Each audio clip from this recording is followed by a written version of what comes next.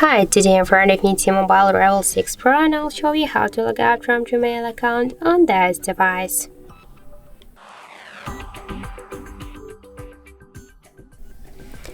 So first, let's open the Gmail application and then click here on the right upper corner.